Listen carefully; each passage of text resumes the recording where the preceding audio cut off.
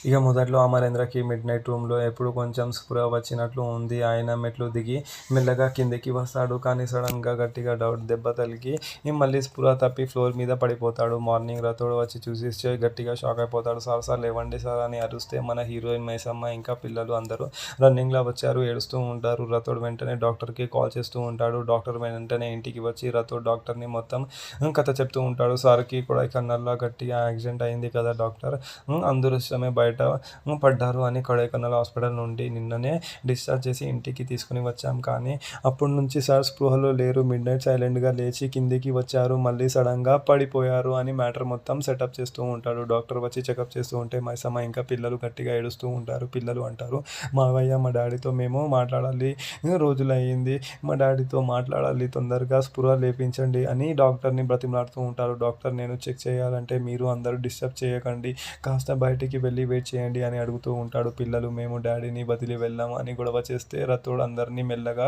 బ్రతిమలాడి రూమ్ బయటికి తీసుకుని వెళ్తాడు. రూమ్ బయట విలన్ మనోహరి ఇంకా వాళ్ళ గ్యాంగ్కి ఫుల్గా ఫియర్ స్టార్ట్ అవుతూ ఉంటుంది. మనోహరి సపోర్ట్గా ఉన్న వాడు అంటాడు, ఇంకా సార్కి స్పృహ వచ్చిందో నీ కథ గోవింద అయిపోతుంది, ఇప్పటికీ టెన్షన్లో ఉన్నాం అని బయట పెడుతూ ఉంటాడు. ఇంకో పక్క రథోడ్ గట్టిగా కౌంటర్ వేస్తూ ఉంటాడు. సార్ కళ్ళు తెరిచాక ఈ ఇంటి పట్టిన శని దరిద్రం అన్నీ వదిలిపోవాలి, తిన్న ఇంటికి వాసులు లేకపోతే దొంగలు అన్నం పెట్టిన చేతులతో నరికేయాలి దుర్మార్గులు అని మొదలు పెడుతూ ఉంటాడు. మరి నెక్స్ట్ ఎపిసోడ్లో ఏం జరగబోతుందో అనేది చూద్దాం. Thank you.